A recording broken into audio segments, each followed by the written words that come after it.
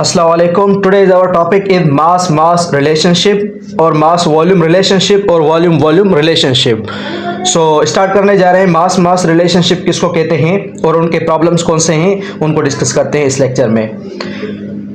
We can determine unknown mass of reactants products from given mass of a substance in chemical reaction with the help of balanced chemical equation. हम determine कर सकते हैं कोई भी unknown मास हो किसी भी रिएक्टेंट का और प्रोडक्ट का from given mass of substance. कोई भी सब्सटेंस का मास हमें गिवन हो, मास गिवन होगा, उस गिवन मास से हम अननोन मास रिएक्टेंट और प्रोडक्ट का हम डिटरमाइन करेंगे. किसमें? केमिकल रिएक्शन में with the help of balance chemical equation. हमारी जो इक्वेशन है वो बैलेंस्ड हो. ठीक है, हम क्या करेंगे, अननोन मास हो किसी भी रिएक्टेंट का या प्रोडक्ट का, उसको हम गिवन मास ऑफ सब्सटेंस, कोई भी सब्सटेंस का मास हमें गिवन होगा उससे हम मालूम करेंगे. तो इस रिलेशनशिप को कहते हैं मास रिलेशनशिप. पर कंडीशन ये हमारी इक्वेशन जो है बैलेंस्ड हो. तो इसको समझने के लिए हमारे पास एक प्रॉब्लम है. प्रॉब्लम सॉल्व करेंगे तो हमको पता चलेगा कि मास रिलेशनशिप आप कैसे फाइंड कर सकते हैं. If 20 grams of CaCO3 are completely decomposed, then find the mass of CaO form. अगर 20 ग्राम से कैल्शियम कार्बोनेट के वो कंप्लीटली डिकम्पोज होते हैं तो हमको फाइंड कर दें. Then find the mass of CaO form. जब CaO बनता है कैल्शियम ऑक्साइड, उनका आपको मास फाइंड करना है. तो इसमें क्या है, हमको एक मास गिवन है, ठीक है, और दूसरा मास हमको मालूम करना है. ये हमारी इक्वेशन है. कैल्शियम कार्बोनेट जब डिकम्पोज होगा तो ये बनाएगा calcium oxide plus carbon dioxide. इसमें हमारा कार्बन डाइऑक्साइड का कोई भी कम नहीं है. हमको मालूम करना है किसका मास, कैल्शियम ऑक्साइड का. तो इसलिए कैल्शियम ऑक्साइड के ये मोल्स और ये जो ग्राम्स है वो मैंने लिखे हैं. ठीक है, टोटल इसका मास कितना है. सो 1 मोल, देखें इसका 1 मोल है, कैल्शियम कार्बोनेट का 1 मोल और बनता है कैल्शियम ऑक्साइड का 1 मोल. ये तो हमारे पास नहीं है क्योंकि इसका मालूम करना है, तो इसलिए मैंने बाउली इसको डिस्कस किया है यहाँ पर. तो 1 मोल बनाता है 1 मोल कैल्शियम ऑक्साइड का. इसका जो टोटल मास है कैल्शियम कार्बोनेट का वो है 100 ग्राम्स. 100 ग्राम्स हमें देता है 56 ग्राम्स. किसके? कैल्शियम ऑक्साइड के. कैल्शियम ऑक्साइड का टोटल जो मास है वो है 56 ग्राम्स. ठीक है, और 20 ग्राम्स हमको गिवन है किसके? कैल्शियम कार्बोनेट के. और हमको मालूम करना है कैल्शियम ऑक्साइड का मास. ठीक है, तो इस तरीके से आप लिख सकते हैं ये 1 मोल, ये 1 मोल. अब हम क्रॉस मल्टीप्लिकेशन करेंगे जैसे आपने पढ़ा है कि प्रोपोर्शन में क्रॉस मल्टीप्लिकेशन करें. देखें 100 ग्राम्स मल्टीप्लाई होंगे x से और 20 ग्राम्स मल्टीप्लाई होंगे हमारे 56 से. ठीक है, तो 100 multiplied by x equal to 20 multiplied by 56. ठीक है, x बाहर निकल दे तो ये आपस में मल्टीप्लाई होंगे. 20 मल्टीप्लाई बाय 56 डिवाइडेड बाय 100 आएगा नीचे.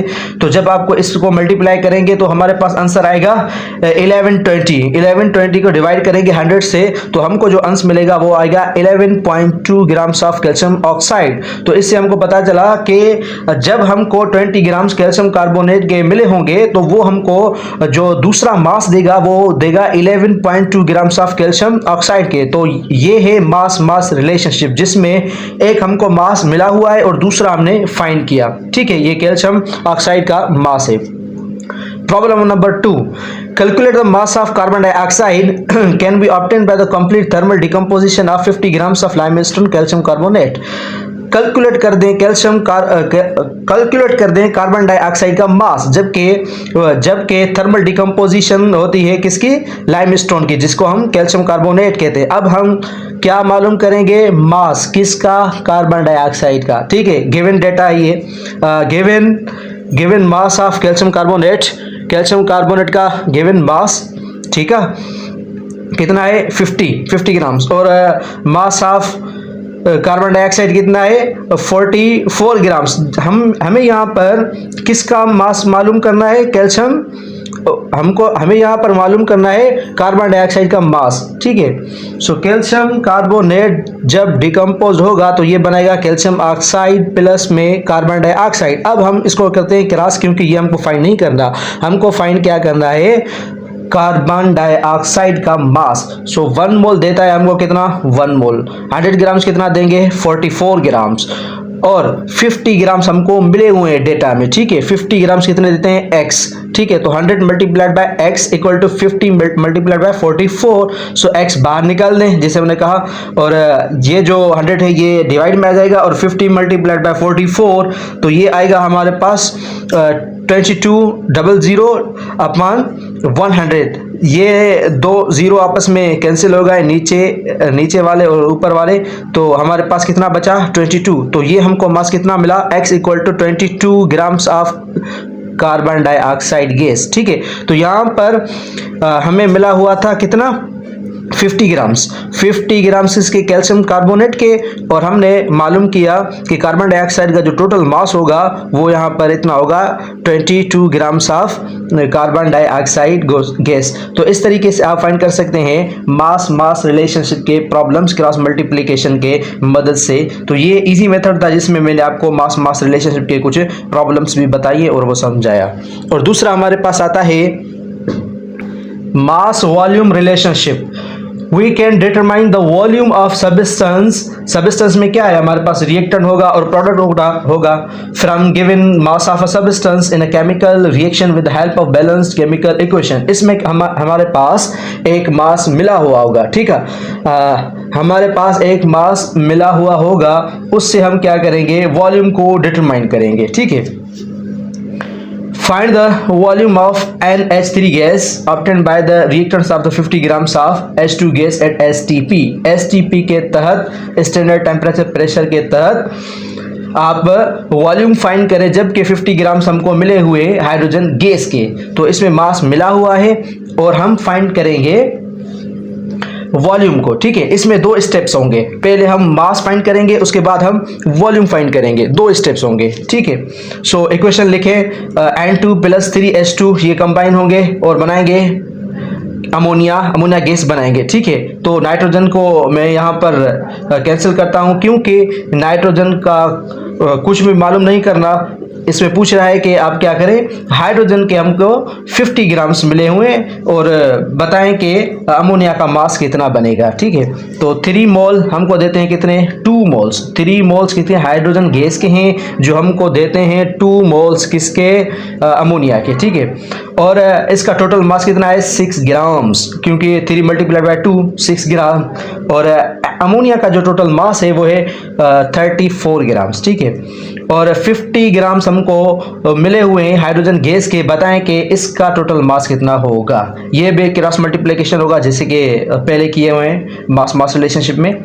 सो 6 multiplied by x, 50 multiplied by 34, so 6 multiply x equal to 50 multiplied by 34। So x निकाल दें, x हमने बाहर निकाला, ठीक है। और 50 को मल्टीप्लाई करें आप किससे, 34 से, और डिवाइडेड बाय 6।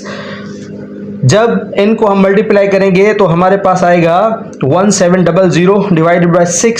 सो टोटल हमारे पास जब आपको इसको डिवाइड करेंगे तो हमारे पास मिलेगा x इक्वल टू 283.33 ग्राम्स। तो हमारे पास जो मास बना वो बना 283.33, हमको मास इतना मिला। अब वॉल्यूम फाइंड करना है, तो वॉल्यूम फाइंड करने के लिए क्या करेंगे हम, volume at STP number of moles multiplied by 22.4 dm³। Volume at STP, तो नंबर ऑफ मोल्स क्या है, given mass upon molar mass, और मल्टीप्लाइड बाय 22.4 dm³। सो जब given mass upon molar mass, given mass किसका है, गिवन मास ये वाला जो हमने फाइंड किया, तो यहाँ पर आप पुटअप करेंगे, ये मास पुटअप किया और डिवाइड करेंगे अमोनिया के 17 मास से, क्योंकि इसका जो अमोनिया का मास है वो है 17, इसलिए मैंने 17 लिया है, सिर्फ नाइट्रोजन का, सिर्फ अमोनिया का लिया है, ठीक है। सो जब आप क्या करेंगे 283.33 को मल्टीप्लाई करेंगे 22.4 dm³ से और डिवाइडेड करेंगे आप 17 से। तो जब हमने मल्टीप्लाई किया इसको, हमारे पास ये आंसर आया 6346 डिवाइडेड बाय 17, ठीक है। जब इसको डिवाइड करेंगे आप तो वॉल्यूम आपको कितना मिलेगा 373.32 डीएम क्यूब। तो इस तरीके से आप वॉल्यूम को फाइंड कर सकते हैं। याद रहे इसमें दो स्टेप्स होते हैं, एक होता है मास वाला, पहले आप मास फाइंड करेंगे उसके बाद आप वॉल्यूम फाइंड करेंगे। तो इस तरीके से दो स्टेप्स आप देख सकते हैं और इस तरीके से मास वॉल्यूम के जो भी प्रॉब्लम से आप सोल्व कर सकते हैं। और लास्ट हमारे पास आता है वॉल्यूम रिलेशनशिप। वॉल्यूम रिलेशनशिप में क्या होगा, एक वॉल्यूम मिला हुआ होगा और दूसरा वॉल्यूम आप फाइंड करेंगे। प्रॉब्लम देखें, find out the volume of ammonia gas. Ammonia gas का आप वॉल्यूम फाइंड करें प्रोड्यूस्ड बाय रिएक्टेंट्स, जो कि प्रोड्यूस होता है रिएक्टर से। जब नाइट्रोजन हम मिलाते हैं और हाइड्रोजन मिलाते हैं तो अमोनिया बनता है, जबकि 5 डीएम क्यूब हमारे पास है हाइड्रोजन गैस की। तो देखिए इक्वेशन क्या है, नाइट्रोजन गैस प्लस 3H2, ये आपस में केमिकल रिएक्शन करेंगे और बनाएंगे अमोनिया गैस। ठीक है, यहाँ पर मैं नाइट्रोजन को नहीं लेता क्योंकि इसका जो है हमको डीएम क्यूब मिला हुआ है, वॉल्यूम मिला हुआ है, इससे हमको ये फाइंड करना है, एक वॉल्यूम से दूसरा वॉल्यूम फाइंड करना है। ठीक है, सो 3 डीएम क्यूब, पहले हम क्या करते हैं 3 मोल्स थे पहले। ठीक है, 3 मोल्स थे, इस 3 मोल्स को हम अब डीएम क्यूब लेंगे। 3 डीएम क्यूब किसके, हाइड्रोजन गैस के। ओके, ये बनाते हैं 2 डीएम क्यूब अमोनिया के।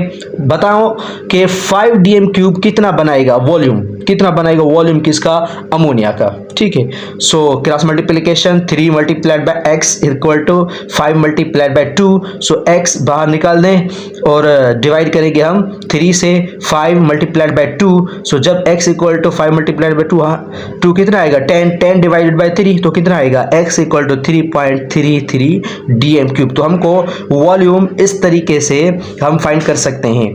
तो ये था एक volume relationship. Volume relationship easy है, आप इस तरीके से फाइंड कर सकते हैं। और दूसरा हमारे पास था मास और वॉल्यूम रिलेशनशिप, और पहला हमारे पास क्या था, मास रिलेशनशिप। तो इस तरीके से आप मास रिलेशनशिप का कॉन्सेप्ट और मास वॉल्यूम रिलेशनशिप का कॉन्सेप्ट और वॉल्यूम रिलेशनशिप का जो भी कॉन्सेप्ट था मैंने आपको इस लेक्चर में बताया। तो इंशाल्लाह मिलते हैं नेक्स्ट वीडियो में, तब तक के लिए अल्लाह हाफिज़।